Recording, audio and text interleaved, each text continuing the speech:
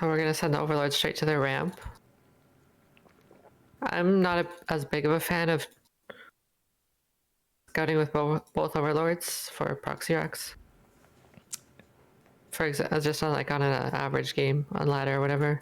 Yeah. Maybe if I have some indication my opponent in a tournament will probably proxy racks. Yeah. Then I'm more likely to scout with both Overlords against that. But in a standard opening, I think you can get quite a lot of info from checking what they're doing.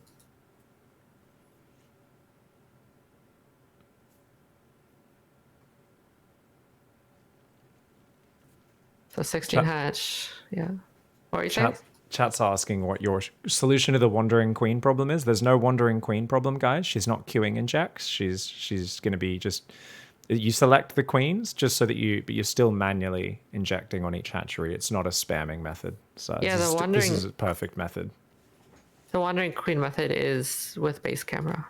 Yeah. Instead of camera hotkeys, where you're just holding down hotkeys or whatever. Yeah, the base camera just sends you to any random base. So we want to put the spawning pool on the top so it's not going to be sniped by drops as easily, yeah? Yeah, no clash pool. Famous clash pool down here. Yeah, please snipe my spawning pool. It's just a habit to put it like here against Terran. I think it can be nice if they're like running Hellions and you could put your one queen in the main there or something. Yeah. Hold an Evo if you need to. Against PROTOSS, I would always put it here just to mitigate the probe harass a little bit. Because I like to attack the probe with a drone if they're good at microing it.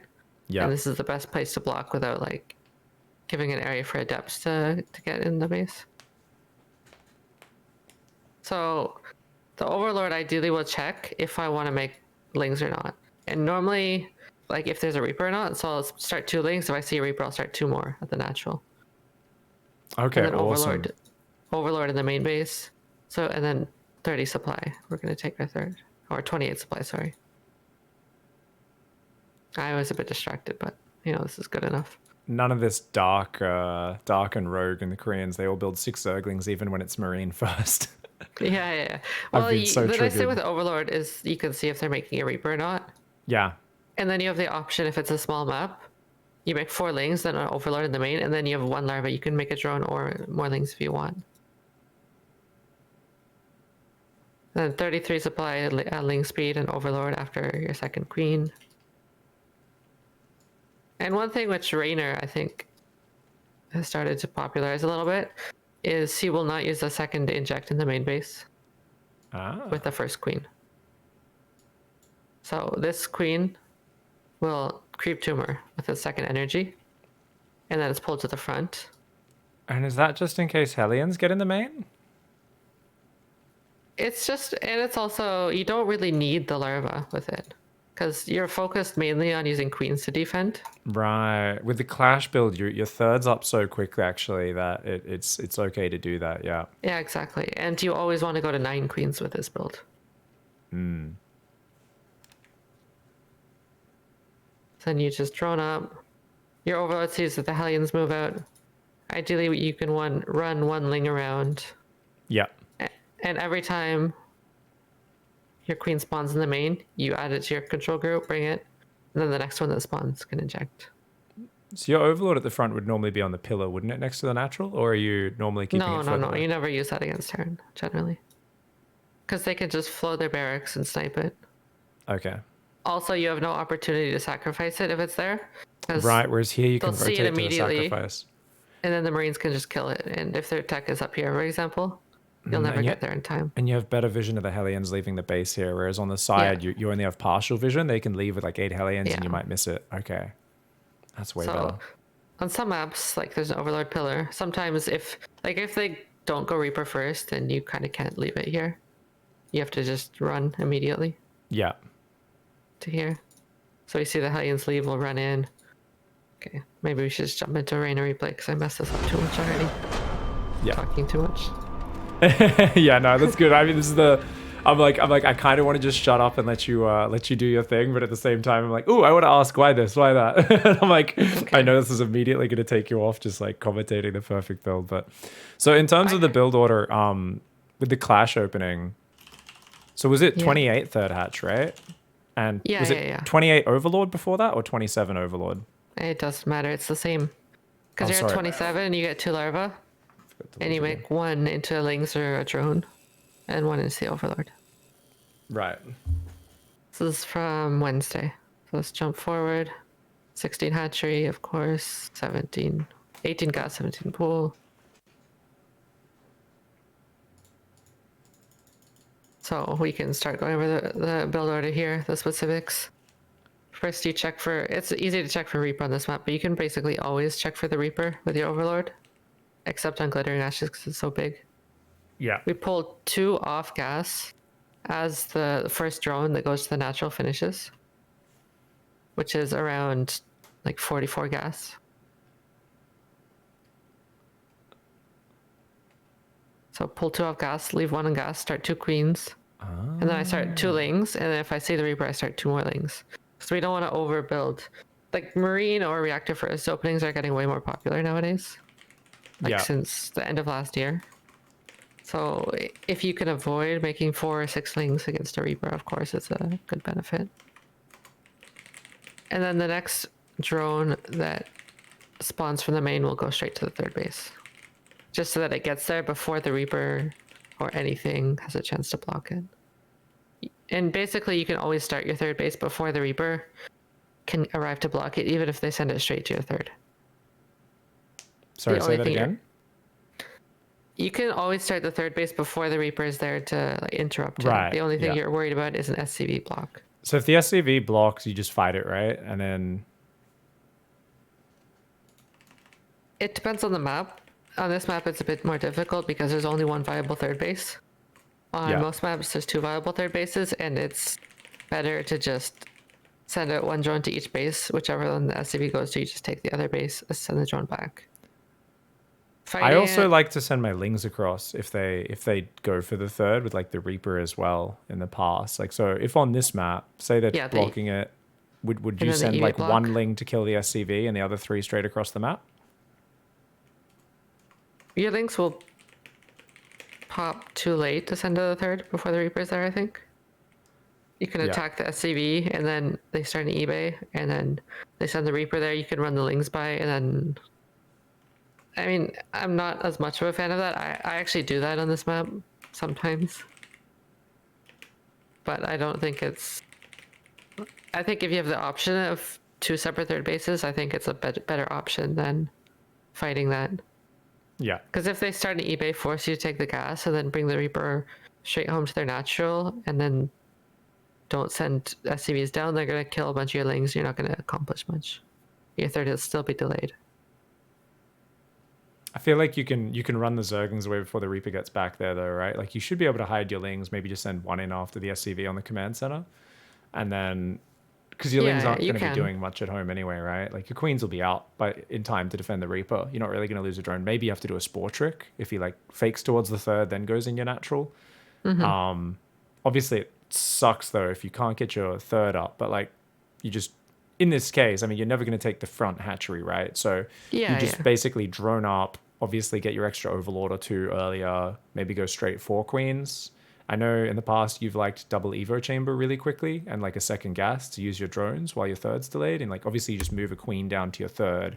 And I guess she escorts the Zerglings down, right? Because she protects them from the Reaper and then the Zerglings and the queen can clear the eBay together. Yeah. But if we look at the map pool, like every map except for Blackburn, you can kind of choose where your second, third base is. And of course, there's one you'd rather take, but rather than getting it significantly delayed, I think it's better to just... Yeah, just take the other. That's what I'd normally do. I'm just wondering because I think we're going to get a new map pool in a few weeks. So I'm like, I can't quite remember what the maps are like in that pool. Yeah, at the start of the next season, we're going to have new like maps. 2 weeks out. So yeah, Blackburn's more of an exception to the rule. Yeah. And you kind of, you do make another queen, you escort it out. Because I think the ideal situation for the Terran is they do start an eBay at your third. Rather than just fighting it. Yeah. Because then if you send the lings across, then you get your third base if they didn't start an eBay. Yeah. If you don't. Yeah, I think the non-eBay block is very abusable. Yeah, there's things you can do against it. All right. So just inject in the main and then creep tumor in the natural. There's an option if you only made 4 lings and they're all at low HP that you can inject at the natural and then bring the queen down from the main base so that you can force a creep tumor if you need to. But on a map with a ramp, you never have to worry about that. You can just always, because they can't really contest the creep tumor. yeah, you can always just chuck it straight away. Yeah. So we're gonna go queen at 31 supply, and then ling speed at 33 supply right after the queen, and then overlord at 33 supply right after that. And then do you pull the final one off gas, or do you just leave it mining the whole time? I leave it on. Against PROTOSS, I would always take it off because you never need to throw down like an emergency baneling nest against PROTOSS, right? Yeah. But against Terran, you're gonna try and get some scouting info without circling because they don't have a full wall at their natural or anything. Yeah. So if you see them do a build that's likely to be perhaps a Hellbat Marauder attack, you want to immediately start a baneling nest so you can make use of that one drone mining cast. Awesome. Whereas against Protoss, you're basically always just going Roach Warren first, which doesn't cost any gas to start the building. So you don't need to have the small gas bank. Right, that makes sense. And then you can go back to 3 on gas around the time when your natural is saturated on minerals. So that's your first lava injective drones, or just slightly later? You can do the first larva inject, or you can do like the next 2 after the first larva inject. It's both okay. It's not a big difference. Cool. I just have the habit of the first lava inject, so I'll probably stick with that. It's like 10 seconds. It's not a big deal yet. Yeah, it's not a big deal for sure. So on a lot of maps, you can have an overlord that sees when the Hellions move out. On this one, it's a bit harder. So I kind of just do it by the timing where their Hellions are most likely moved out by this point. So I'll sneak the 1 ling into their base.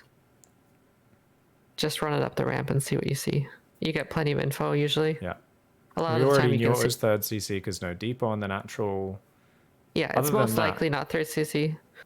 If they really want to be sneaky, they can like build their additional depots in the main base, probably in the middle line or something, and go Hellbat Marauder, right? If they know that your only way of, say in a tournament, if they know that that's the only thing you do for scouting, they could definitely abuse that. But it is a good tell. For example, if you see the depot before 4, then you know it's definitely not a 3cc build. Okay, Whereas awesome. if you don't see the depot, it's most likely 3cc, but like you can't be 100% sure. Yeah. Seeing this gas, though, would give it away at the natural. Yeah. Like say I saw no depot and I saw that gas, then and I see the starport with no like tech lab or something, it's definitely 3cc. And that's just because people tend to take the second gas on the natural with this build because they're already rallied down there, right? Yeah, exactly. And they would never have a third gas at the natural with this kind of opening, even if I didn't see the CC. If they were doing like some sort of really weird mech build, I think they could be starting a gas like soon. Yeah. But say they were going this is way too early. Yeah. Say they were going 2 starport BC or something crazy. Yeah. I think if they're doing like a Hellbat Marauder push or something, which is what you could see with a tech lab reactor starport with no add-on, then they would never have a third gas. Yeah. So we're just injecting as the queens pop in the main base. And ideally, if you're not supply blocked at 58 like I am, then I'll be supply blocked there. Don't worry. Okay. I'm pretty good at that one. yeah, me too. So like this queen spawned a few seconds ago, then you'll start like the queen around the supply. And then that queen will finish. It takes just a bit over 30 seconds, so it'll finish around 4:30. So, and as soon as that queen is done, you know you can start your layer. You can start the layer when that queen's down about 4:30. Yeah. Okay. So are you prioritizing drones and overlords always over queens at this point, or is there like you build your queens on time no matter what, and the drones and overlords are kind of just underneath that in the priority list? Overlords priority, and then queens, and then drones, I would say. Okay, so you've basically built your 3 queens. So is this your 5th queen you're starting right now on your main, or your 6th? 1, 2, 3, 4, 5, 6, 7. It would be my 7th queen. Oh, really? So you've already got 4 queens out at this point, do you? Oh, because you've got one injecting one in the natural, is it? Well, I mean, including the other ones that are started. Yeah, that's what I mean. Because they've started early. So you've got 3 queens out front, right? Or I have 4 queens out front. You can see 3 on my 0 and 1 on my 9. okay, cool. And I think the one that just started might not even be hotkeyed yet. I mean, the one that just finished. It's walking down from your main now, isn't it? Yeah. I don't think it's on a hotkey. Yeah. So that's your injecting queen and the other 3. Okay, so then you're going 3, 4, 5. And then you just leave the last 3 queens, the last one that finishes at every base. I would then add those to my injecting queen hotkey. Yeah. And just leave those at the bases. And you weren't bothering using that injecting key before that point, right? No, because basically you just eject whenever a queen finishes and then you bring it to the front. You never leave a queen injecting a base until it's the last queen you make from that base. Yeah, that makes sense. Awesome. It's the same thing when you take your 4th base generally. Let's say if you follow a Rainer build order, you'll make your 10th queen after your 4th base finishes. Yeah. If your queens are nearby, you'll stack up like a few injects on the 4th base with them. And then you also start your 10th queen at the 4th base, which you add to the control group after it finishes. So generally you're always, unless you like lose queens or something, you're always just adding the queen to the inject control group as it finishes, as it's the last queen. Yeah, that makes perfect sense. So just to can we rewind just to like watch these after your third? Can we just see when your 4th queen starts exactly? I just want to remind myself of exactly what the trigger was for your 4th queen. So your 3rd queen starts at 31 supply, then Overlord, then you go to 36 with drones. Yeah. And then after this Overlord finishes, you start the 4th queen in your main base. So it's a 36 4th queen, right? Or... Yeah, it's like 36, or you could start a couple of drones before it. Right? Okay. It's not as big of a... You don't need to start it immediately on 36 in this matchup. Say you're playing against PROTOSS, you need to immediately start on 36, so it's in time for the Oracle. Right. But against Terran, it's a little bit more flexible, so you can start it between 36 to 40 supply, I would say. Okay, cool. And then your 5th queen is going to come down just as soon as that one. So I think it's just kind of as your natural saturated, you said, if I remember correctly. My 5th queen? Oh, you mean starting the queen there? Yeah. So you've started. Yeah, you'll start your 4th queen at like 36 to 40. So we'll see you start that one right there. You actually did it right on 36, 37. Yeah. And I guess you're... Then you can start... Yeah. You can start the one at the natural at 42 supply, because you're out of 44, right, with this Overlord. So you can either start it at 42 if you want, or after the Overlord, or you can go to 44 with drones after this queen in the main you started. And then you go 44 out of 52 when the next Overlord is done. You can start it on 44. That's also fine. Okay. It's up to you. Do you start your 5th queen or 6th queen, sorry, on the 3rd at the same time as that, basically? Like just as soon as your 3rd hatch is done, you start that queen, right? Yeah, your 3rd hatch is done. Yeah. And you have the money, you can start the queen there. Okay, and awesome. A reason we kind of prioritize building queens is the more queens you have, you can get away with making less Zerglings, especially if you're splitting your queens. Yeah. Because it becomes really hard for them to dive past, right? And if they do, they'll take too much damage as well. Exactly. So this is another reason why it's good to have the 2nd queen hotkey for defending the Hellions, is because it's way less likely, once you get used to it, that the Hellions ever get into a position where they can run by without the queens being in position. Yeah. Also, generally, you can force out a much more creep spread, so like there's more distance they would have to run regardless. But you can get away with making less Zerglings when you're doing this. So you're not as worried about starting your drones immediately on, like, as the larva is ready. Yeah. Because you're going to have more drones relative to Zerglings compared to like an older build regardless. If that makes sense. Yeah, absolutely. And then any of their poking into the Hellions is like immediately committed because they're running past queens, taking damage. Even if they get a few drones, like they've already taken a bunch of damage. They can't really run out as well, like poke in, kill 2 drones, run away or anything. It's like they've got to run in, take damage on the way in, take damage on the way out, or just get killed as well. So you can kind of... So say say you were up against a player though who is more aggro with their Hellions. They've played a 2cc build, so they haven't delayed the first 2 Hellions. Mm-hmm. You know, they're 4 Hellions, 6 Hellions at like 4 minutes 15 roaming around. Do you basically just kind of manually kind of feel it out and just adjust? You're like, okay, there's 4 Hellions pretty early, let's go straight to like 12, 14 Zerglings. Oh, there's even more Hellions, this guy's poking really aggressive, I'll go up to like 16, 18 Zerglings. Or how do you feel that out? Yeah, you kind of feel it out. Especially if it's gas first, then that's like when you're most concerned. That's not as common of a build order nowadays. But gas first is the most likely scenario where they're just gonna run straight past your queens immediately on like 4 Hellions. Yeah, they can do the same timing with barracks gas if they Yeah. go marine into quick factory, but no one seems With to no do Reaper. it right now. Yeah, if they skip the Reaper, I mean, Yeah. yeah. You're not as concerned by that because without the Reaper, they can't force into the main past your queen on the ramp, for example. Right. So you They just need put the that queen grenade on to do hold that. position, smack bang in the middle of the ramp to intercept them, right? If Exactly. If they have Reaper. no Reaper, it's much easier to get away with doing that. Yeah. But maybe a good number would be like 2 Zerglings per Hellion or Reaper is probably fine. Maybe a couple more than that if you're concerned.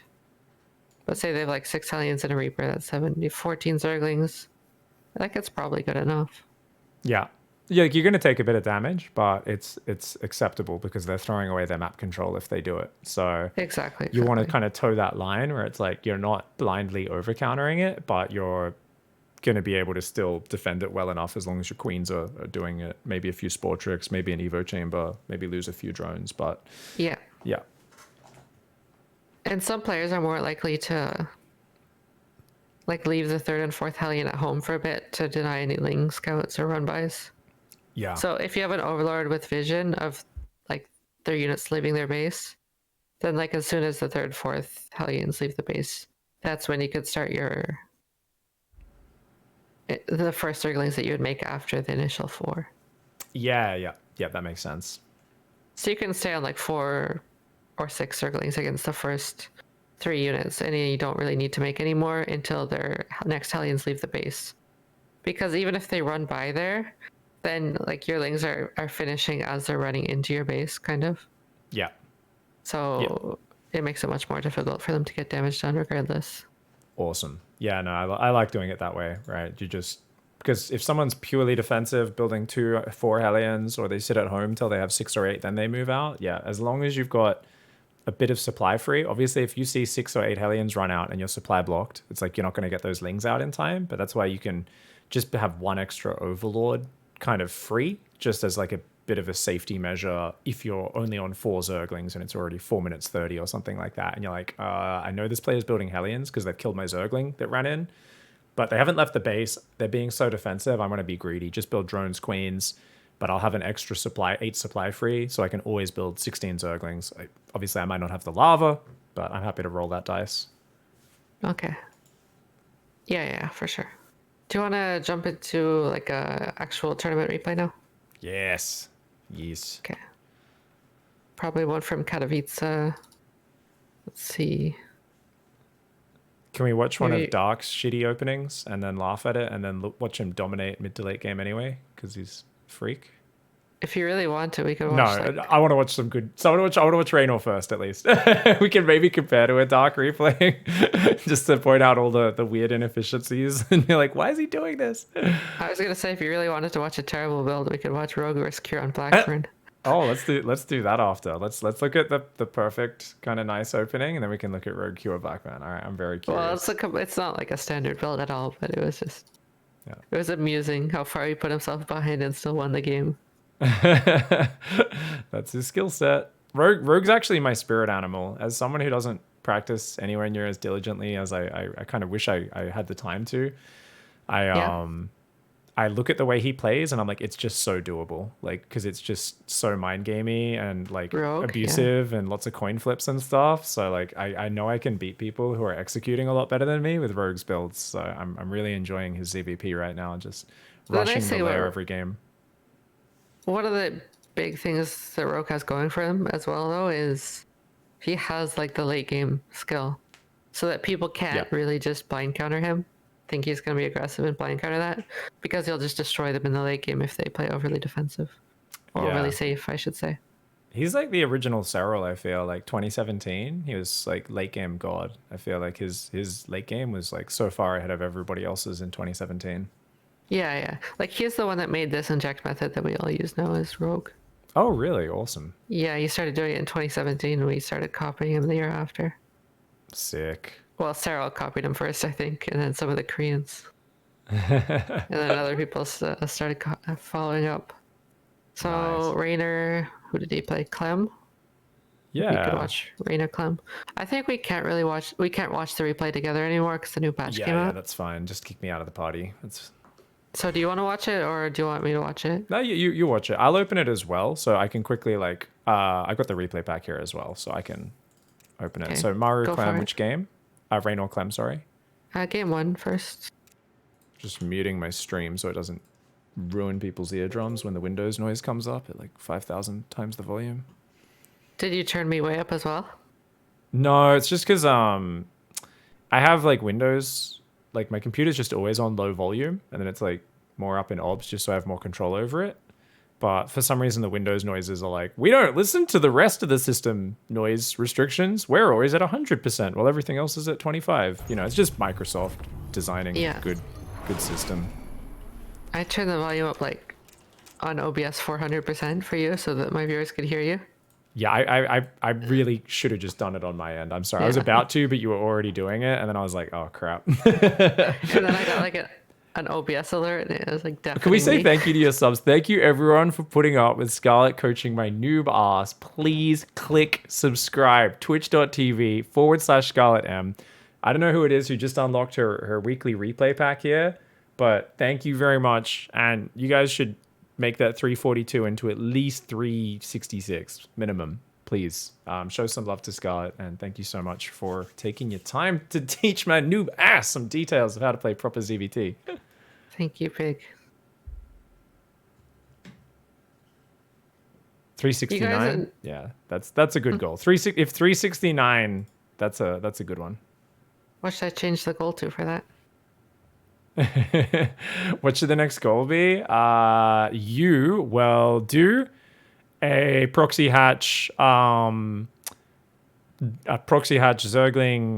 spine crawler all in until you beat someone on the ladder. You'll do it. Proxy hatch spine all in?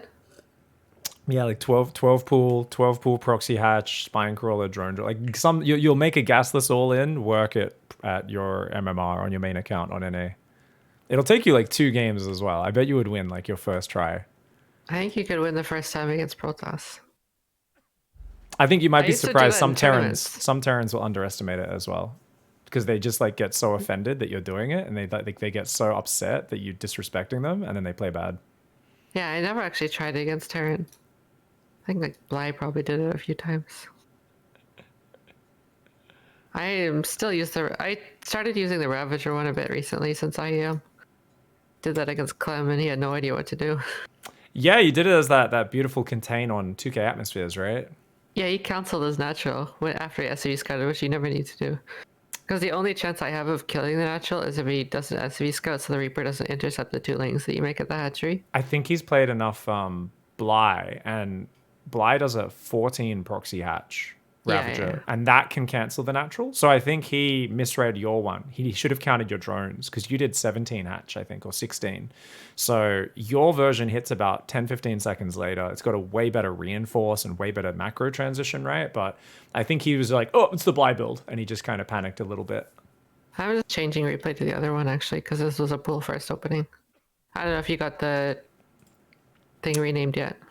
Yeah. No, it's good. I saw it as well. I'll hop out. So what you should have done there is you should have alt F4'd Scarlett. Come on. Alt F4? If you're watching replays from an old patch, you know it has to load each time. If you just open the folder in Windows, whenever you leave the replay, you alt F4 and then you just double click the next replay you want to watch from the same patch, and it immediately loads. So it doesn't have to log in and log out and all that crap. So I'm immediately reloading game 2 and I'm going straight into it. This is the caster tips. This is the analyzing replay tips. What the hell? Haven't you ever looked at it? Used to be we'd have a patch every time, like 2 days after a major tournament. So if you wanted to watch the replays, like you'd be like constantly logging in and logging out. And if your screen just freezes on black, make sure you tab in and tab out. That's not for you. I know you know that one. That's more for the noobs. Yeah. Well, at some point they had the patches, like the balance updates that didn't actually affect the patch. They did that a few times as well. Oh yeah, some of the nice patches. So, do you have the replay open? Yeah, I'm in there. Or are you watching? But I'm So watching on your stream. Raina just played a more normal, like an older style 30 hatch opening. Oh yeah. But he did go, like, he still did it before ling speed though. So he played, Yeah, it works out pretty similar. yeah, he played 31 ling speed and then probably 31 queen, 32 queen after Overlord. Oh, after So Overlord. it's just a bit, yeah, it's just small details. If you want to make the queen before the Overlord, you make it on 31. If you want to make it after, you make it on 32. I think when you delay the third hatch like this, it's the queen should always be the priority personally. I think it should always be like even 30, 31 supply queen, Overlord, then the drones. But that's just my preference, but yeah. Yeah, I always like going 31 queen, for sure. And he does do the tumor in the main. Then starts another queen there. Goes up to 3 on gas. And then, yeah, injects with the next queen that pops. Keeps making queens, keeps making queens. He sacrificed the Overlord in, I believe, this game Yeah. to get the scout. It was no Reaper, right? Yeah, no, this was a Marine build, right? Yeah. So he just goes queenling, prepares for it. Force for the Liberator position rather than Banshee position. And then Skips the spore on the natural, right? Yeah, exactly. You don't really need it unless you're pretty sure they're going Banshee or Battlecruiser. Even if they're going Banshee, in like you didn't realize it, it's not very common. They'll go straight to your natural. Quite rare. So, like, it's the safest one to skip if you want to skip a spore. Would be always on the natural.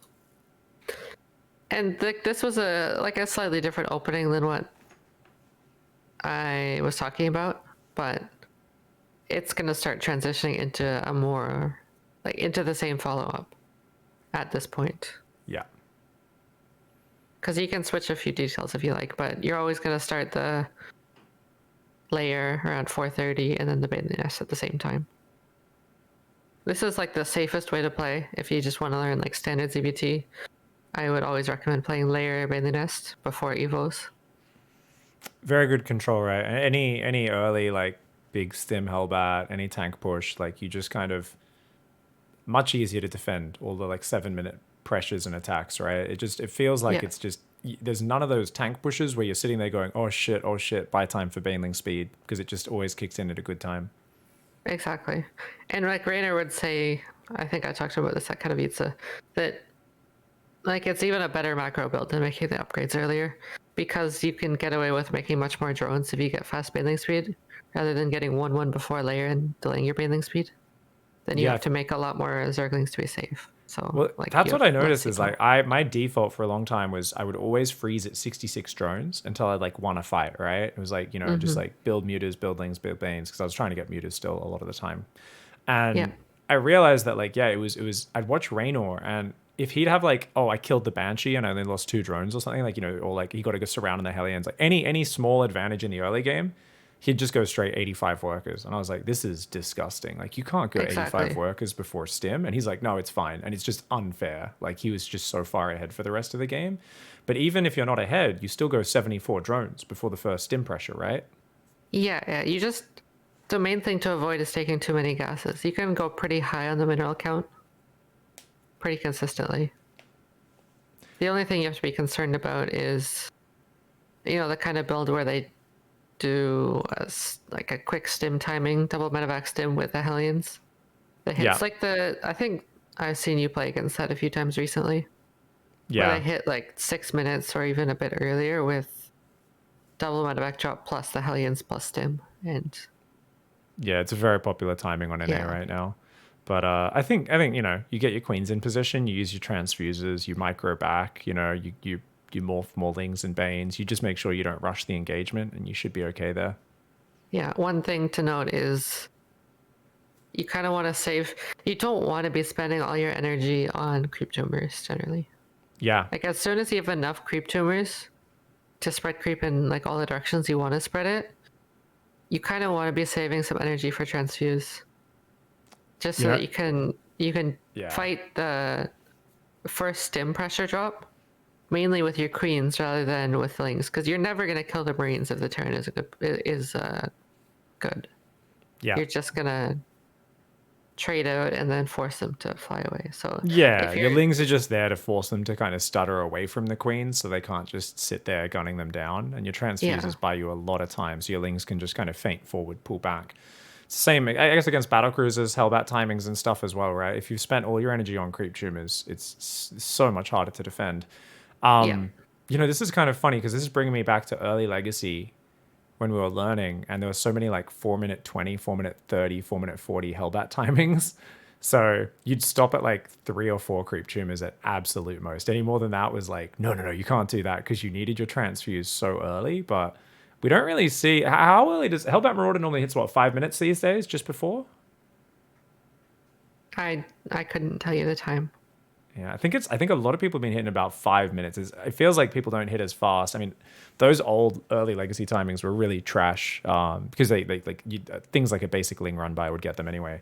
But yeah, definitely just like what? So like obviously like something like a side path, top left, 1 tumor. Other paths probably 2 tumors. You've got the tumor from the main, probably about 7 creep tumors in total. Something like that is usually what you'd stop at. Yeah, 1, 2, 3, 4, 5, 6. Yeah, 7. 7's definitely good enough. Yeah. And I was talking about earlier that you leave the 1 drone on gas, right? Rather than pulling all 3 off after you start ling speed. And that's so that you can build the Bailey Nest faster, specifically if you're concerned about like Hellbat Marauder. Yeah. And a good rule for this is if you see that they're going Viking on 2 base, you immediately just start your Bailey Nest. Yeah. Because that could, a lot of the different kind of committed builds with Hellbats or something start with a Viking. Take So that's interesting. I never connected that in my head. That makes perfect sense because all the information denial builds. Yeah. So if you see like depots at the natural with your ling run by, and then you see a Viking killing your overlord, just immediately start your Bailey Nest. And you can just start the layer at the same time. It doesn't matter. Yeah. Just the only difference is you start your Bailey Nest. Another thing I should mention is spore timings. If you don't get any scouting info, then you just start your spores at 4:30 against 2 base or 4:45 against 3 CC openings. Ah, okay. That's cool. Yeah, because I do 4:45 by default. This was actually in my notes here as something I wanted to ask you because I'm like, and then if I see like a Viking, I will drop them really late. I will just be like, oh, you went Viking, even if it's a lib, it's gonna come in so late. I'll literally just build 5-minute 20 spores in case it's a battle cruiser. Yeah, Viking, checking the start part, takes 30 seconds to build. So you can just delay your spore timings by 30 seconds. By 30 seconds. Okay. Cool. But yeah, you need the spores at 4:30 against a 2 base opening, just to be clear, in case it's Banshee. Yeah, if you didn't get any I do get info. punished for that. So that's actually something, I'm going to put this as a little note. 4:30 technically versus 2 base builds is the safe timing. Okay. Yeah, so there's not actually like that many things you need to be concerned about. If you just know these general timings, it can help a lot. Yeah, it's a good one-size-fits-all build order, just with a few little set adjustments, right? Exactly. And Raynor, like some of the Zergs used to make a faster layer against 2 base Banshee, but Raynor says like it's not worth it nowadays. Like, I mean, you don't really need to. So you never really need to adjust your layer timing from 4:30 against anything. Yeah. Unless, of course, it's like some proxy Rex opening or something completely different. But in any kind of normal game, 4:30 layer is good enough. And if we think about like when that lines up, that's usually when you've got about 8-10 workers getting to your 3rd base, I would imagine, right? Something like that.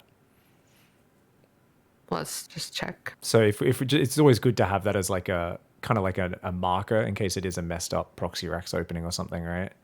Yeah, seems about right. Yeah. Nice supply block, Raynor. Lol, lol, lol, lol, lol, lol. It's not that bad. It's not. How much lava does he have though? Okay, unit Well, tab. he's gonna start layer mainly nest second gas right now. Oh, that's In a true. few That's true. That seconds. frees up a bit of And yeah. his overlord's finishing. He did. It was supply blocked a little. You're right. But Yeah, it was a good 10 seconds or so, but it's not the end of the Yeah. world. layer second. So you also. I didn't mention this, but you make your second gas with your mainly nest and your layer. Yep.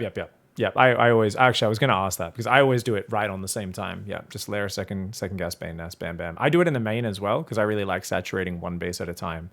So then I can be like, okay, rally. And actually around this point, so I found that like your bases are all kind of starting to oversaturate anyway. So it can be it's kind of like you reset the rally point in the main is what I do because I'm also building the baneling nest in the main. And then the evos. So I need extra drones there.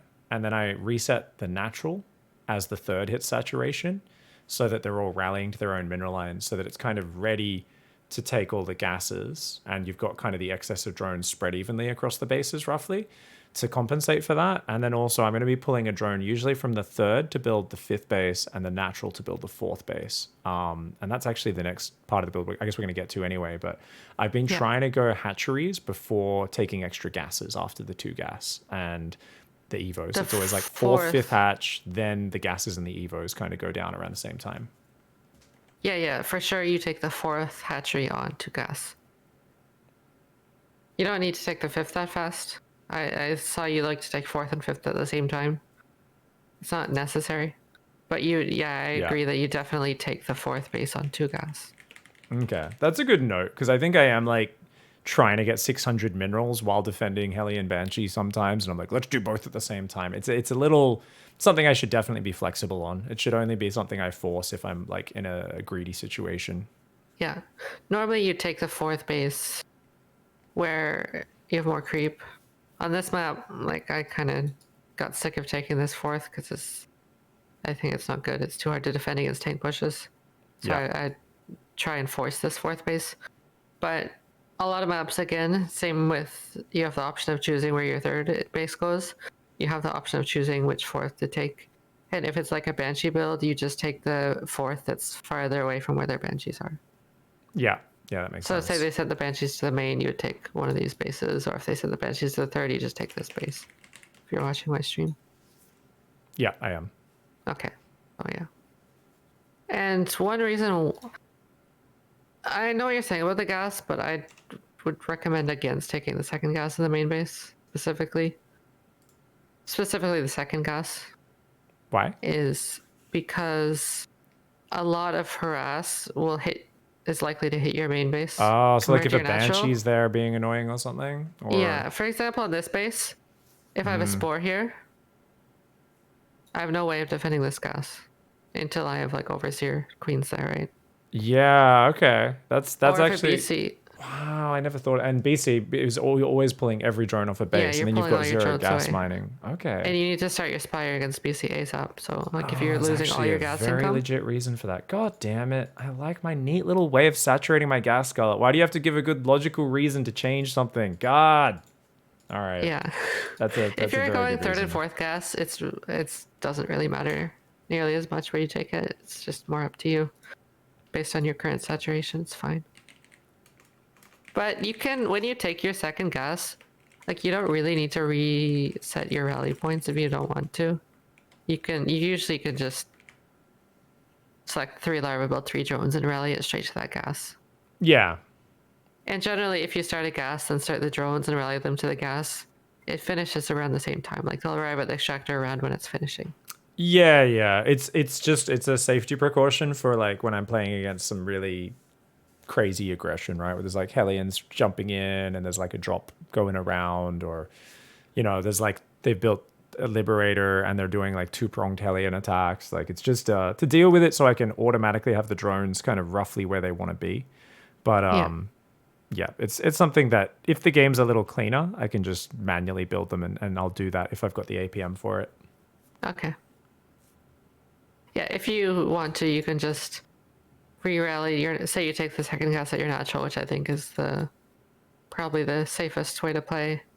You can just re-rally your natural to your natural mineral line, and then leave your main rally to your third, and then start the second gas. When it's done, you pull 3 on it. Because you can, as well, I would rather start the Bailey Nest at the natural at the same time. So it's just easy. You see Reyna re-rallies his natural there when he starts the second gas in Bailey Nest. Yeah. It's just an easy way to do it. Instead of re-rallying to your main, making the gas in Bailey Nest here, do it at the natural. I would just think it's my way is, I think, a little more efficient with drone rallying. With this way, you're going to end up with a few more drones rallying from the main to the natural. So I save a good 20 minerals. But this way, you're actually not going to get screwed by having both gases denied and then literally never getting your upgrade started and the follow-up being awkward. Or if you need to make emergency banelings versus like Hellbat BC or something like that. So I like the diversification of the gas. This just makes you a little bit more solid. It spreads out that gas income, which is really nice. For sure. Also, that benefit is only temporary that you're talking about, because you're still going to take the gas later, which otherwise... like you have to rally 3 drones later. So it's just temporarily getting a slight mineral increase. It's not like something that permanently... Oh, it is. I would argue that it's actually like a flat 20, 50 minerals, whatever it is. Just because if you think about it, you've already got extra drones in the main, right? So by building Baneling Nest in the natural, gas in the natural... I mean, the gas obviously is going to have to build in the main if you're later. talking about the Baneling Nest, then yes. If you're talking about, like the Baneling Nest and the Evos, I want to make sure, like, I would normally try to put them up in the main because it's like that's where you've already got the extra drones. So you're basically, you're not transferring as many drones to a second base that way. It's super... This is like so minute optimizations. I feel for the silver players who are watching our streams right now. I'm like, just don't shut this part out. This part of the discussion, shut out, people watching. Yeah. This is like super detailed, so minute, it almost doesn't matter. The Bailey Nest, I mean, the Evos, I don't care where you put them. Just don't put them at like the third base or like the fourth base like Raynor used to do. Where you were boxing just there, and the main is exactly where I always want to put them. I always put them between the main and the natural, somewhere as tucked in the back as I can, preferably. Here, wherever you want. Just don't put them here. Yeah. Or Raynor would put them like here in the past. Mixu says you want to have a wall. Hells no. I never wall. I don't like walls. You actually like walling, Mixu? You can do that if you're going to Evo before layer, just on the off chance they're going blue flame or something. But like, or if you're going 1-1 roach or something. Yeah, actually, if you're going 1-1 roach, I do like it. I do like it with 1-1 roach because you want to skimp on the lings a little bit there. Try and be a bit greedier. But in a standard game, I would not recommend walling with your Evos against Terran. Yeah, obviously not a full wall. You can do it. Yeah. Roach War and Evo. But I think Mixu means wall the main ramp, like the double Evo just on the bottom of the main ramp. So like the queen can kind of create a semi-wall, and then the queens can, like the bottom of the ramp, the main ramp in the natural, where you put the 2 Evos, like, you know, creating a wall with the hatchery Scarlett, where then the queen on the natural can plug that gap, and then the Hellions will have to run through the mineral line. So this way you can like quickly, you can get the drones away from any Hellion dive. That actually does kind of make sense. I still feel the Evos are a little blocking your rally later on and potentially pushes they could die, but there's actually a good reason for that. So I kind of like what Mixu's saying there. Well, yeah, this is why I was saying it's more relevant if you do it before the layer, if you go to Evo before layer. But if you're making the standard Evo timings, like you're way past the point of the game where there's going to be Hellions running into your natural. You're starting at like after you have Baneling Speed layer finished, right? 9 queens in the 4th base. Yeah. Don't worry about walling off Hellions running into your main. What time does... I thought Raynor got his Evos quite late, whereas trying to learn this build, I've been doing them often at like 5:40, 5:30 even sometimes is when they've ended up going down. But I feel like Raynor was happy to let his go down really late and just only cared about the droning, Bane speed, everything else. Like he was very happy to get everything else up before dropping those Evo chambers. Yeah. Again, there's no specific time because we're getting at the point of the game where like stuff can happen. It's likely stuff has happened. You've lost units, traded out units, whatever. But you do want to get your banding speed before the 1-1. Yeah. And you want layer, banding speed, and maybe overseers. Depending on their opening, like if they went Banshees, then you're going to definitely have started your overseers before 1-1. Right, So it that can that delay a bit delays more. that's another 100 gas delay potentially if you go the double overseer with the split queens, right? Yeah, and depending on their opening, you might have to make banelings before the evos. But Yeah. ideally, you go layer baneling S, baneling speed, maybe one overseer if it's you want a scout, or two overseers if it's banshees, and then your next gas after that in an ideal game will be going to the 1-1, and that's the gas mining off the uh, only two gas. Like your next gases won't have kicked in by that time, Yeah. generally. Beautiful build. So let's watch the next bit, I guess, and see. Yeah. Obviously, it's just pretty light pressure. It's not like too hardcore, so it doesn't force too much of a reaction. But I think this is like pretty common.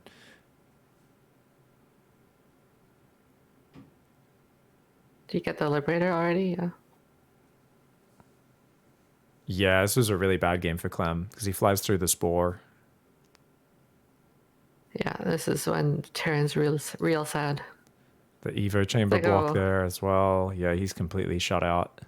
you go Liberator, Hellbat, and you just lose the Liberator for free. It's gonna be a bad game for you. At the top level, yeah, it's gonna be a bad game. So Yeah. let's check. Yeah, he adds gas and evos around the same time. Fourth base goes down. Yeah. Can we? Fourth base. Yeah. Let's jump back a little bit. So yeah, we're on two gas. We have 8 queens. Normally he'd make 9 queens. Can I see the lava count? Yeah, can we just keep the unit count up for a moment? Well, if we could just tab to that every now and then. Yeah. I think he's kind of like the rule here is like, yeah, you're never like sitting on lava. It's always like, Yeah. he's still sitting pretty close to his supply cap, but you can see it's expanded a bit. So he does have like 20 supply free from this point. And it's just like always spending his lava pretty much as soon as it comes in. He's very consistent with that. And then it's just squeeze in the fourth hatch, adds 3 gases, then the double evo, and he plays 5 gas with his Hydraling Bane always to begin with, right? Whereas I think you go 6 gas. He goes 6 gas. Cyril would play 5 gas. Raynor kind of adds the gas pretty quickly. Like after you go from 2, he goes to 4 usually, and then goes to 6 like pretty quickly after that. It's like as the drones finish. Yeah. He's not going to cut drones on like 63 for 5 gas, for example. Yeah. Okay, awesome. And well, I wanted to mention something about the hotkeys, which I didn't mention earlier. It's really nice to have like the same hotkey on select larva as your drone hotkey. Yeah. I don't know if Yeah, you I did actually that. have that for every unit. Okay, yeah. So I'm not sure if it's every unit, maybe it's just the basic units, but that's built into the core. So like if I just hold down the roach key, it's also the select lava key because I have like 10 different keys for select lava basically. So building Yeah, muters, I exactly. just hold down the muter key, Zergling key, hold down the Zergling key. So it's not SD, it's literally just D. Z, Z for Zergling, same thing. So that's Also- actually really, really nice. Yeah, it was the core guys who kind of first did that. And I think pretty much all the pros have set that up now, right? So you've got it for what? Yeah. Drone, Zergling, Roach, or Drone, Zergling, Overlord. That's it. cool. Maybe I could add it for Roach. Who knows? Another thing, I just want to make sure that you have no conflicting hotkeys on the larva with anything else on the hatchery that you could build. Yeah, yeah. And then you have no unit on the same hotkey as attack. Like the classic accidental swarmhost situation. So no conflicts there. Don't have the swarm host on the attack. That's how it always happens. It's the A move, right? Yeah, the default hotkey for swarmhost is A. So if you're just macroing and then you press a hotkey to your units and press A, and you do that in the wrong order accidentally, you just get a swarmhost. So Right, the Hail Mary Hail Muffin. Yep. and then just no hotkey conflicts with like inject and overseer, which the default hotkeys have, stuff like that.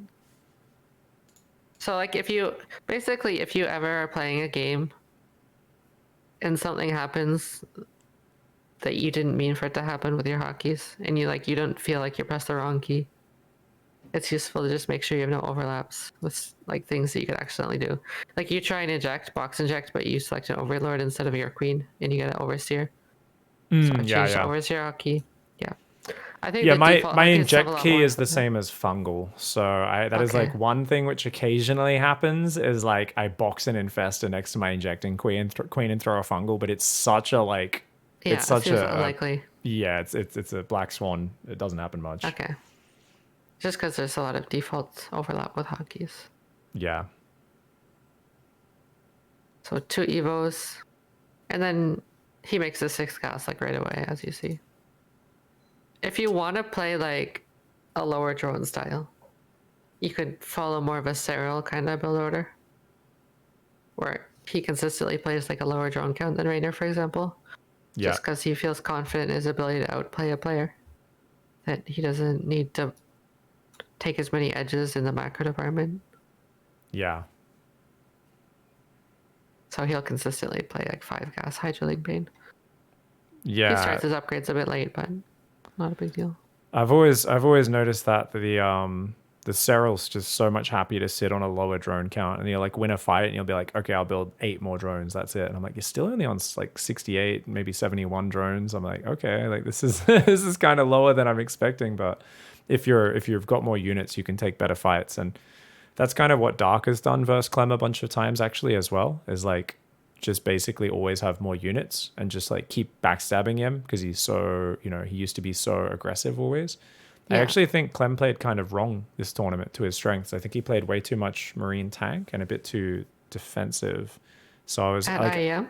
yeah, at IAM, I don't think he played enough like Widowmine stuff, which I think he's much better at than like the tank style is much less mobile. So I don't think it really played to Clem's strengths. You mean like the drilling claws widow mine drops and stuff that Clem does a lot of damage Yeah, with and even normally? just like go a reactor factory and just like, build widow mines and start doing two-pronged medevac marine mine pushes on both sides of the map from like 7 minutes for the rest of the game and just never stop dropping and multi-pronging. Like with the tank style, it just felt like he's not able to out multitask his opponents the way he normally does. Yeah. I feel like, yeah, you could have played the, 1 or 2 tank into widow mine style, and that's a very strong way to play if you want to be aggressive. Where you just put like a tank here sieged up and then build widow mines for the rest of the game and play aggressive. Yeah. Just to help against run bys, for example. Which he does put a tank here. But like traditionally the Terran would switch into widow mines now at the latest if they want to play aggressive. But he kept banging tanks, yeah. Yeah. So Hydra Den goes up right after 1-1, and then you have, like, if you're not again, it's more dependent on if you're forced to make banelings and stuff is later, but Hydra Den after 1-1 baneling speed. Yeah. And then sit on 6 gas and play Hydra Ling Bane. What's his drone count right now? It's around mid 70s, high 70s, Yeah. 77.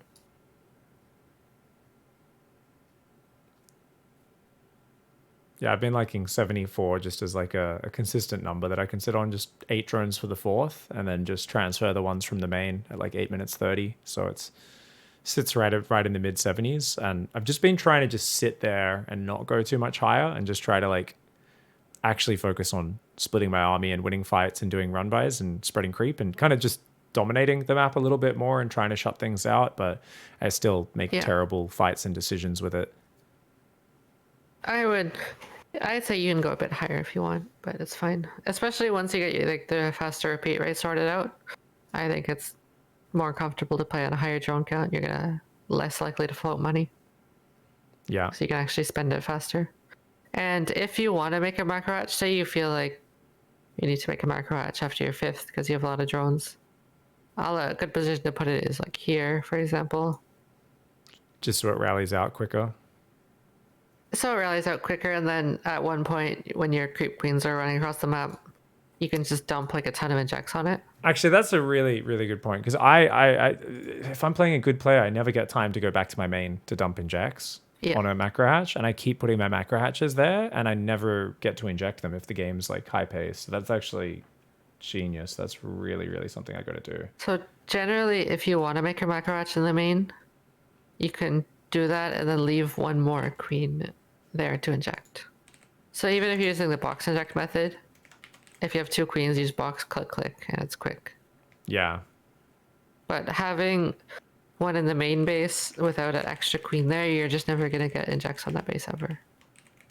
Exactly. Plus, it's similar thing to your 5th base. After it finishes, if you ever quit the queen set area, you just put a few injects on it. Heck yeah. Like Turn 5, it 6 into a lava injects. fountain. Exactly. Yeah.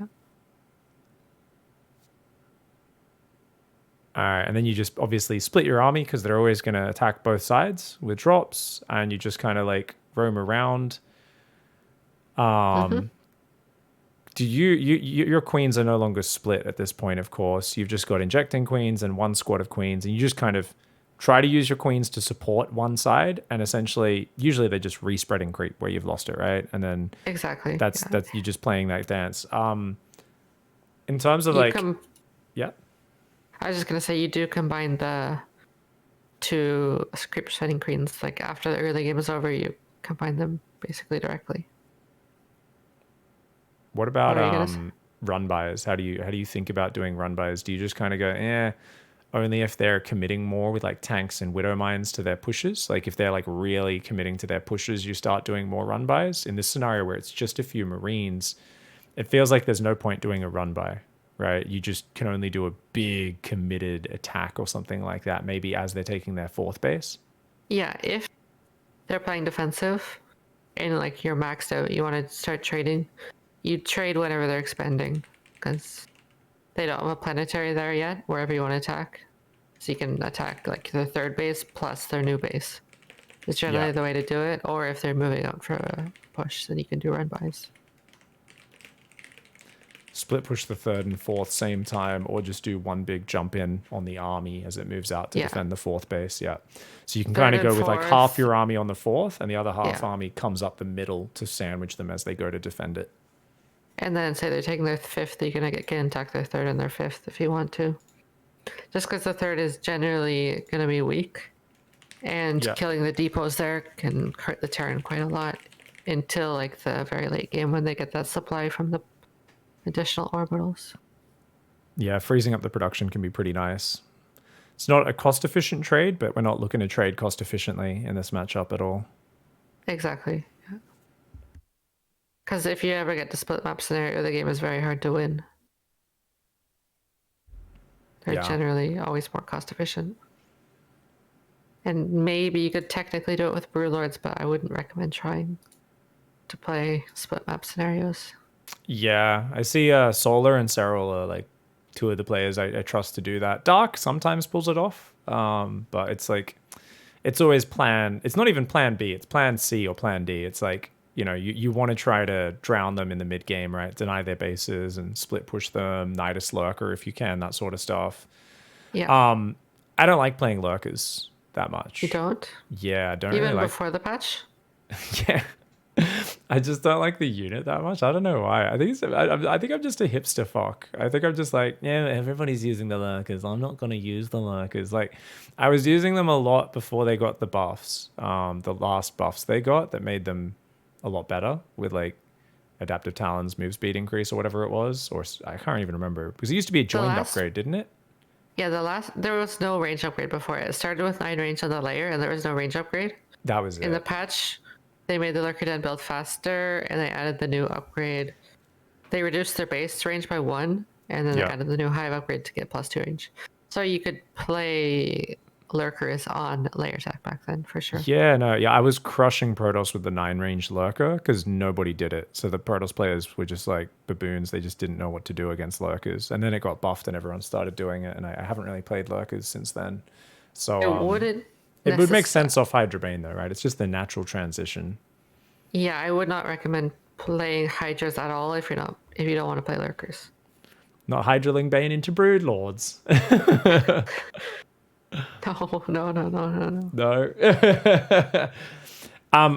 Because I do like to hang in the mid game a lot more. That is where I have fun. I know I'm going to end up doing it with Hydraling Bane.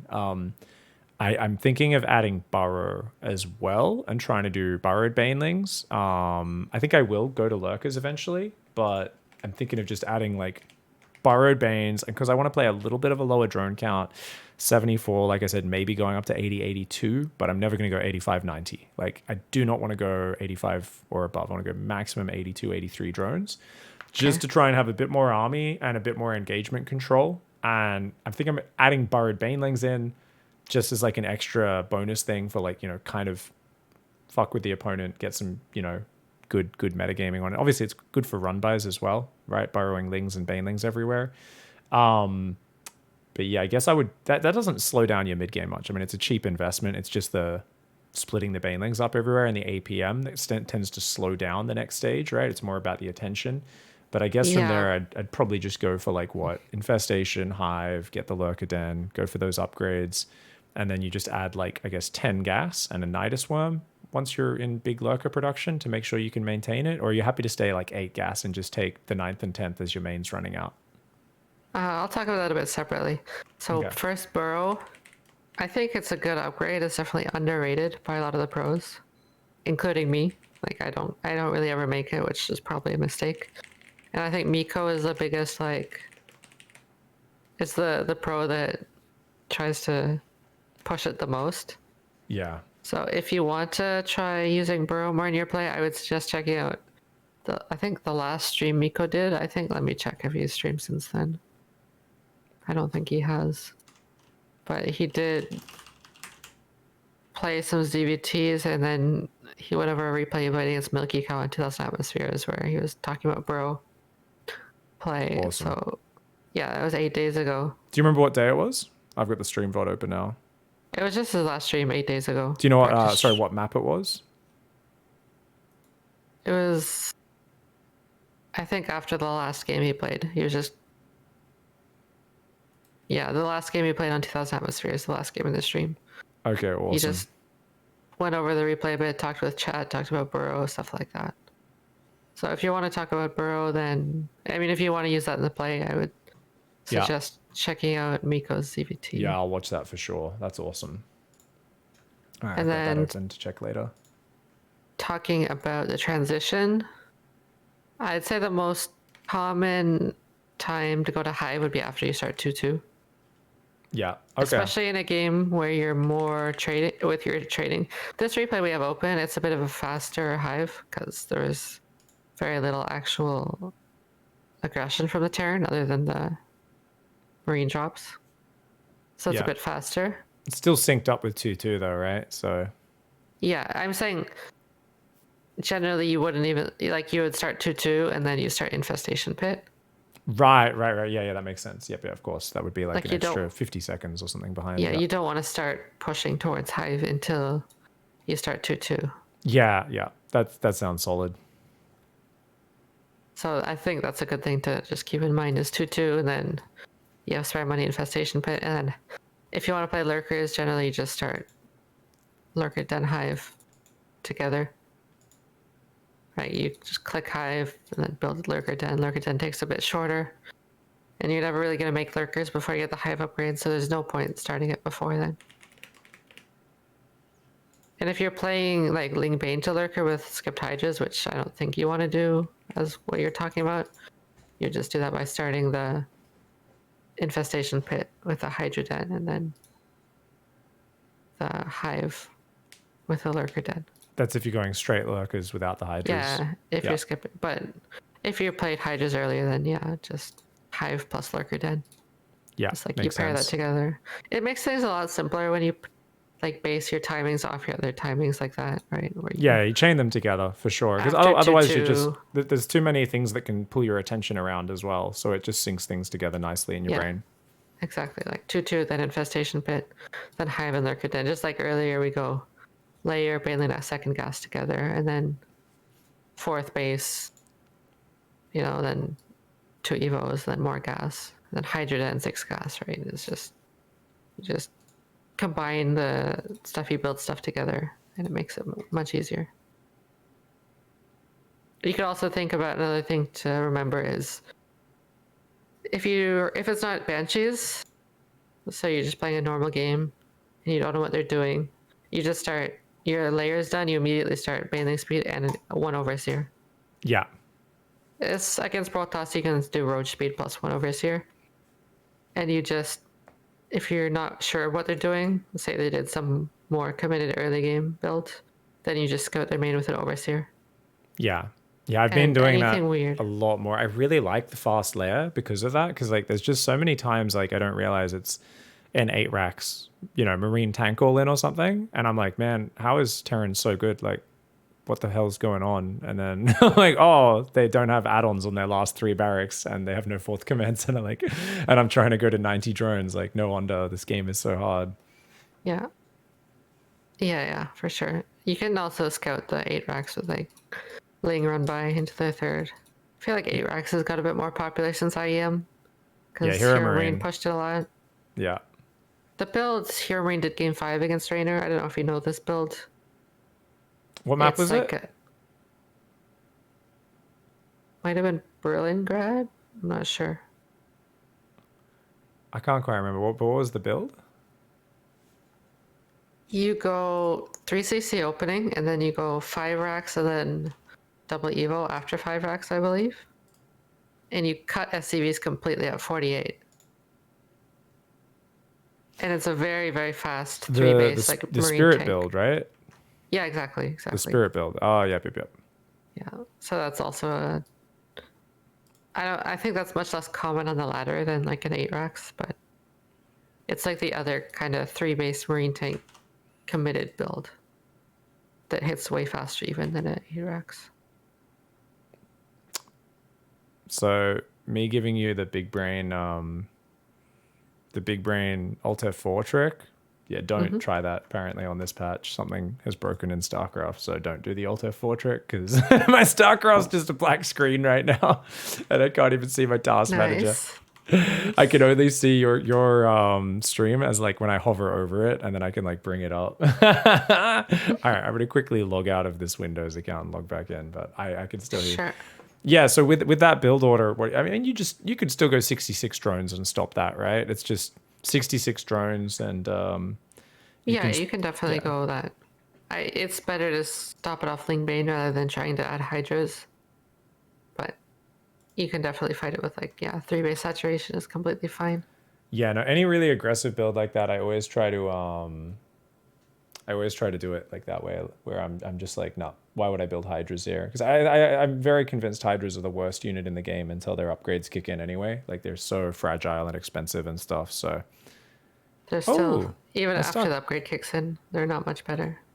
Yeah, unless they've got lings and banes with them, right? They're a support unit, right? Yeah, the only reason we even make them against Terran is because they go into lurkers and then they can actually damage a medevac.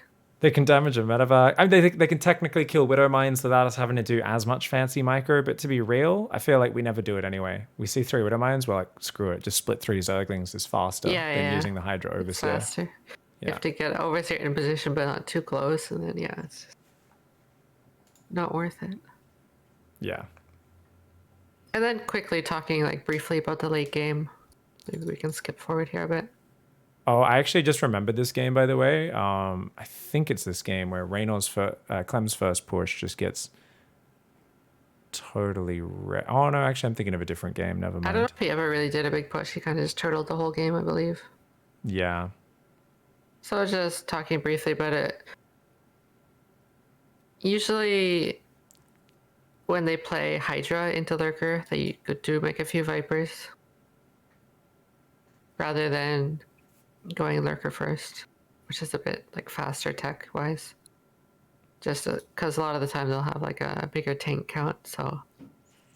Vipers also shut down drops, right? So you can just start abducting and parasitic bombing drops. So you're going to get instant value as well as the blinding clouds. So yeah. Yeah, so a few things to talk about is 4s are good. They're very good, especially if you're going to a higher drone count and you're not going mutas. It's nice to set up triple spore. This is not the best setup for Raynor this game, but... The top one should be up to the right, and the other ones should be lower down towards the triangle, at least one of them, right? Well, you should have more creep, and then, you could just do like this or something. Yeah. Right 3 along spores, the edges. and then 2 spores like this. Yeah.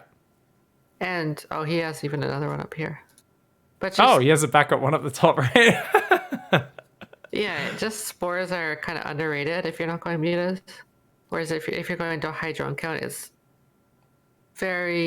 basically always worth it. Just make a couple on the edges and like the Yeah. situation where Do you you're ever go most for like worried about drops. a spine here or there on like maybe the 4th and the 5th, or is that only if they Widow Mine dropping?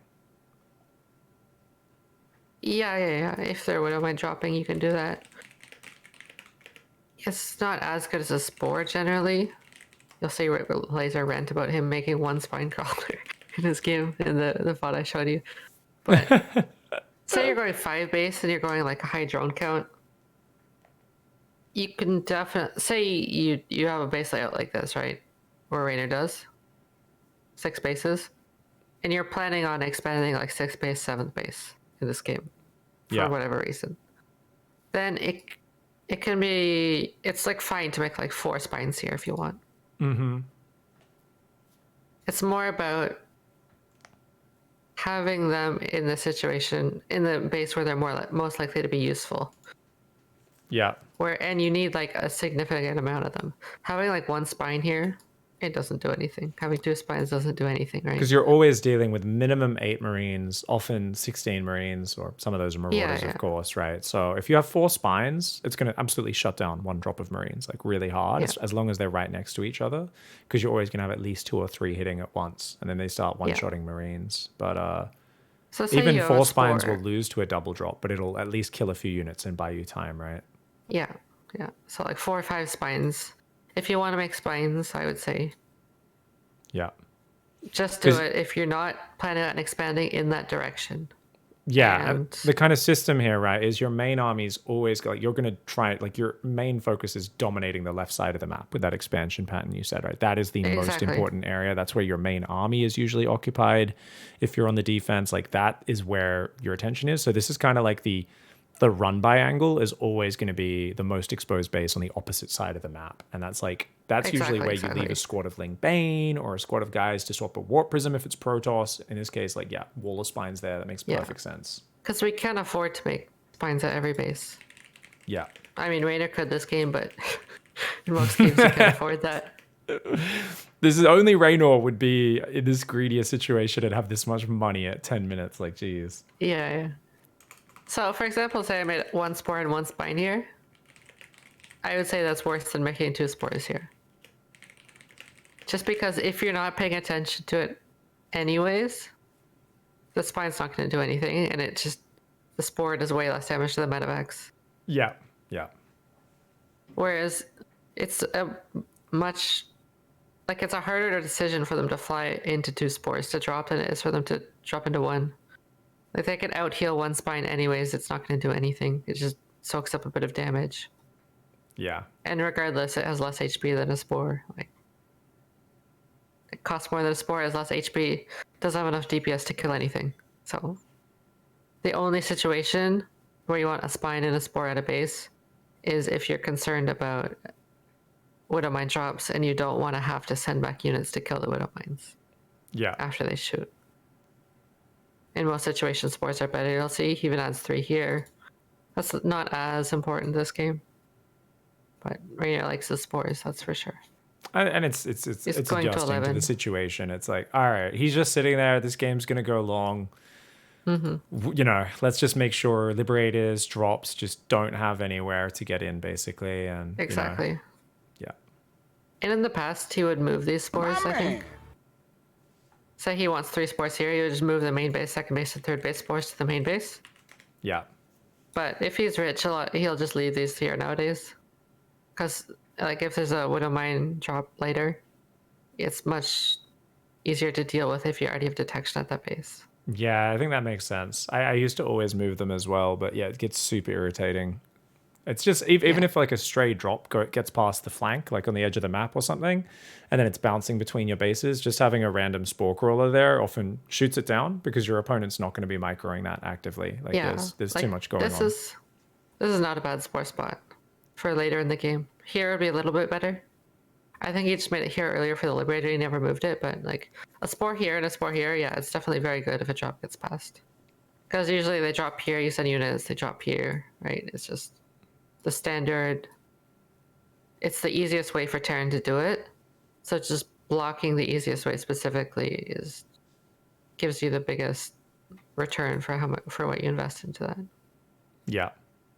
And then quickly talking about the late game. Generally, you go lurkers. It's more of like a game where you've traded a lot. It's common that you can get a timing with your first, like when range finishes. Yeah. Say they weren't turtling with tanks all game. Then with your first round of lurkers, you would just go Burrow here, kill all the depots, and then give yourself access to like push into the space later. And even So, just like, getting rid this of that is- factory is so huge. Like just Yeah. forcing that to lift off is nice. So generally, the third is going to be the most exposed location for the Terran. Yeah, the third, and then whenever they're trying to expand somewhere. Yeah. So if you have Burrow, you'd always Burrow a Zergling. If you don't have Burrow, you still want a Zergling here, just not Burrowed. And you just 'Cause kind of shove your whole army in there, right? Like for that push on the third. you don't even need to. Like, you could have all your Ling Bane here, it doesn't matter. They have 8 Lurkers. They can't engage that with Bio. Like, they can't. And your Vipers can abduct tanks if they try to siege on it and get like some really Yeah, good yeah. trades.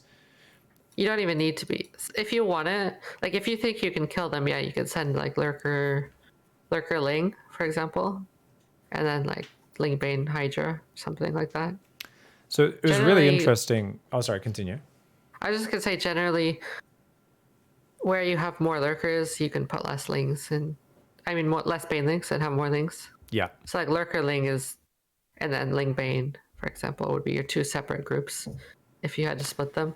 So you can kind of, almost like push this side and then in comes like, 25 Banelings and some Zerglings to blow up the planetary on the 4th if they're not keeping spread out. If they don't have sensor towers or something like that, you can just surprise them with that. Banelings kind of overlap with the purpose of the Lurkers. So you don't really need both. And then the Lings kind of tank more than the Banelings regardless. So as long as there's something in front of the Lurkers, it's good enough. Do you ever think about trying to just win by literally them not having enough detection? So like I saw Clem for quite a few weeks, maybe a month or 2 ago, he just kept looking like he was about to kill pros, like really good Zergs, like, Dark or Raynor or whoever. And then he'd just be so like busy pushing with the momentum that his command centers were quite slow. And there'd just be a point where like the Nidus Worm, gets up barely and like only 2 Lurkers get out, but he's got a scan. And then there's like a Lurker behind the 4th, just 2 or 3 Lurkers breaking the depots. Random Lurker even runs up between the rally points, like in the middle towards the natural and just tries to burrow. And like you just see like Raynor or Cyril or whoever it was just like basically do as much Lurker interaction as possible in a short time. And they'd look for like pushes, but it wasn't like as committed as, the big old like just shove the Lurker Ling with the surround and try to dive on them. And it would look like the Zerg was trading really badly. And I'd be like, oh, this is really shit for like 1 or 2 minutes. And then he just runs out of scans and loses the game because he's only got like 3 orbitals, maybe like a 4th planetary. It's like 5th command center and 6th command center are building, but they're not orbitals yet. And then he just dies because he can't scan. Yeah, it's very hard even if they don't run out of energy, it's very hard for them to keep up with that.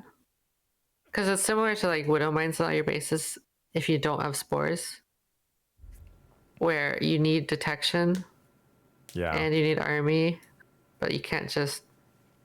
So the Terran needs to send bio to that base, and then they need to scan when the bio is there. But say you have Nidus in the main and Lurkers at 2 other bases, they need to send bio there, and then either scan as the bio arrives or like send the bio out of range and wait, and then they look at there, then scan, then send the bio in. So it can be very, even if they don't run into scans, it's very, very hard for the Terran to deal with below, especially the top pro level.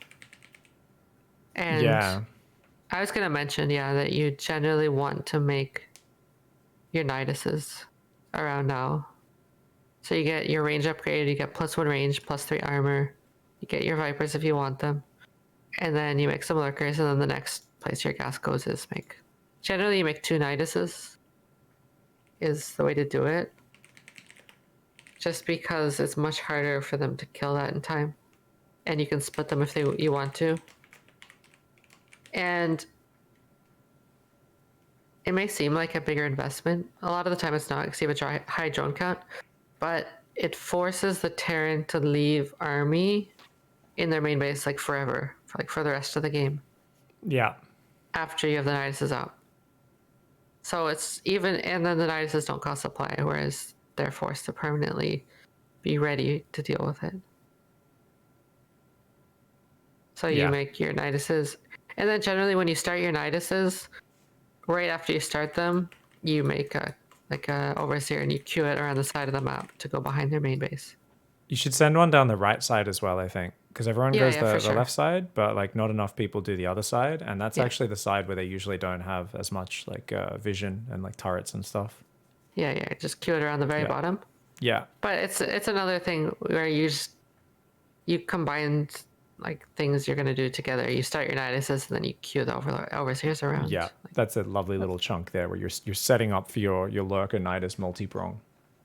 Yeah, and you specifically want an overseer against Terran, not just an overlord. Well, first because it's faster and generally you have overlord speed at this point.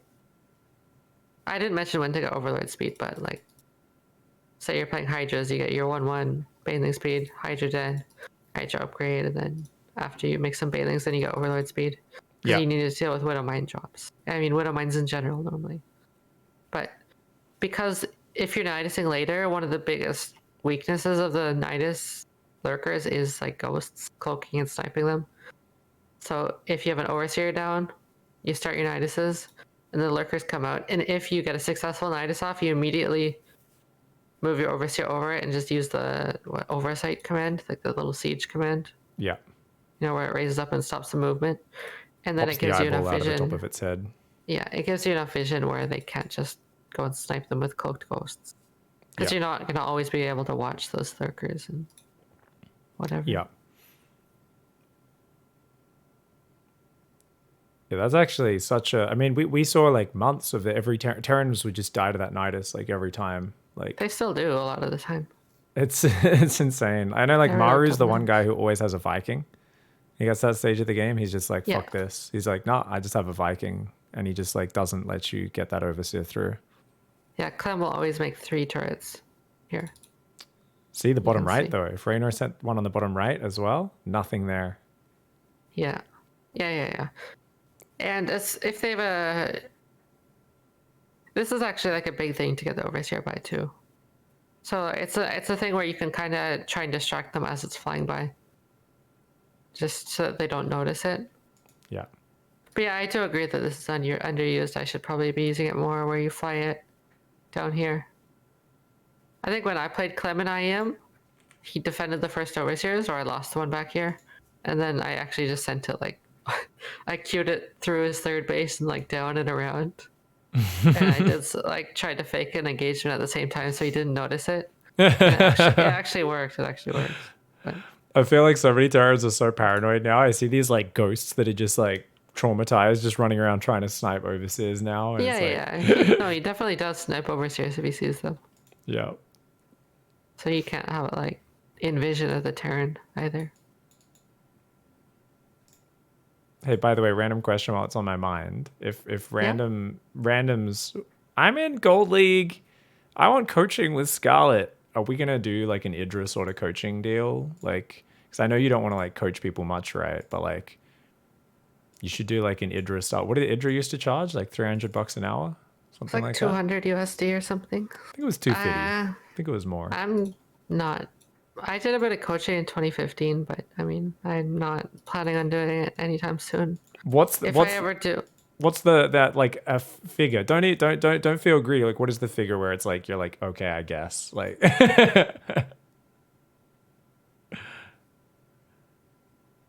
I haven't really thought about it. It would be.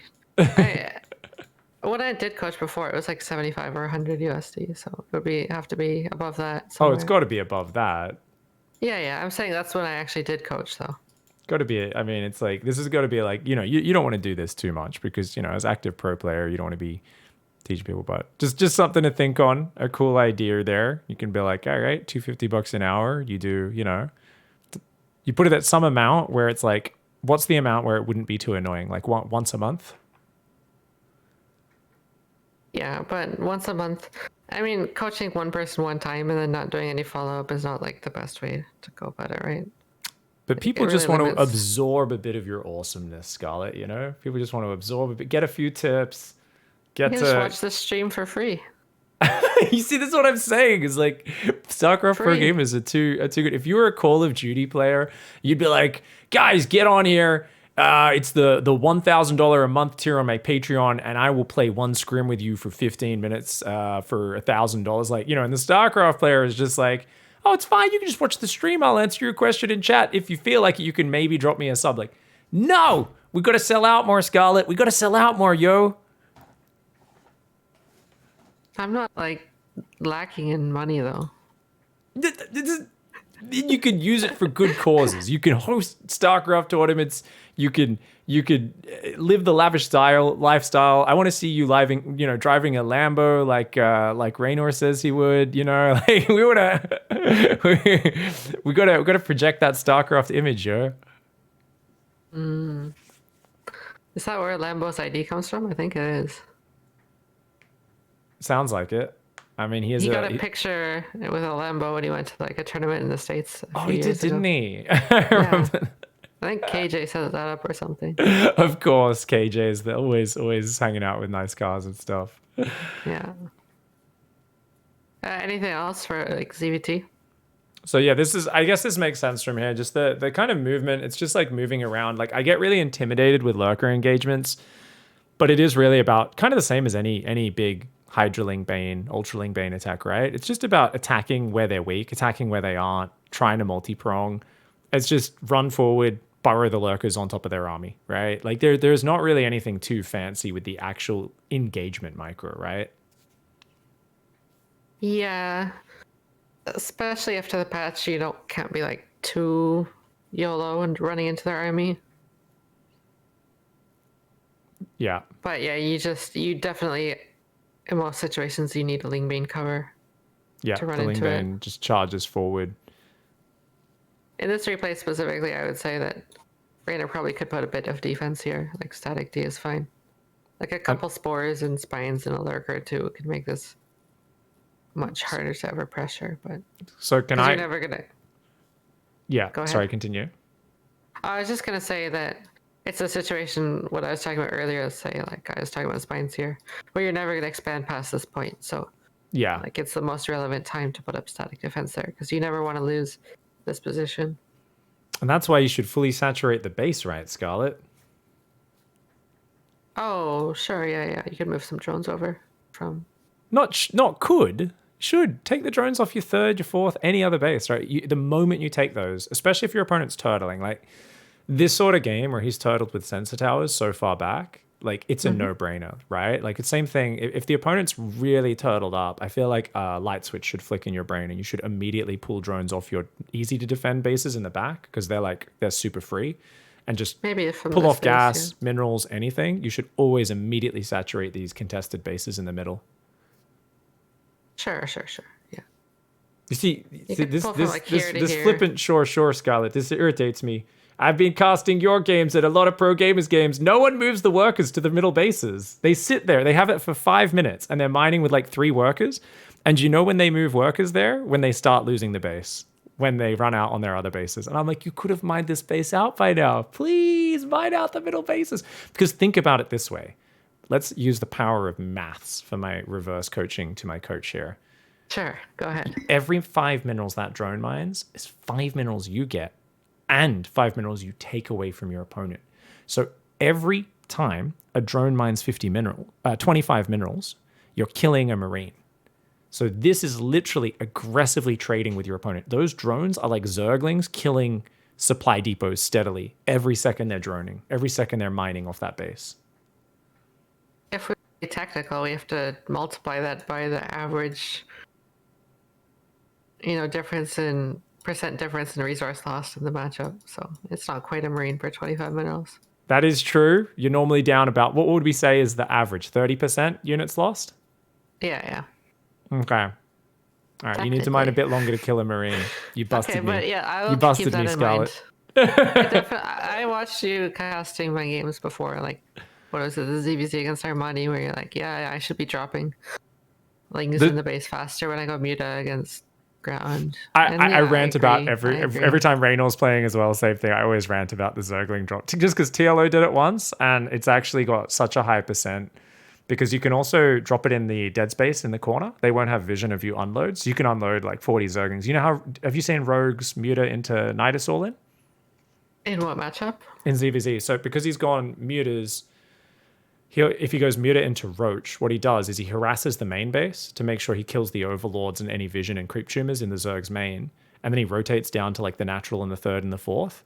And they always follow him there with their queens. And it means he knows they have no vision in the main. And he splits one Muta and leaves it there to spot. And he pops the Nidus. And then he pops out like 50 Roaches in their main. And it didn't work last time he did it, but it's a very sneaky all in. It's just kind of the same theory as like if you've got Mutas in a ZvZ, they never see that corner of their main base. This was a common build in 2019 when Nidus was super broken, I remember. I guess I haven't really done it much since then. More like ever since 2019. But yeah, it could definitely be used. Just a cute little that ZvZ build was build. super broken in 2019 because the Nidus was so good. Yeah, the old 6 Muta into Lurker the +1 Roach speed, just YOLO Nidus it. Because it unloaded much quicker back then. That was part of the problem. Yeah, it was cheaper. You could queue it, and it unloaded faster. It was a good time for Zergs. Bad time to be another race.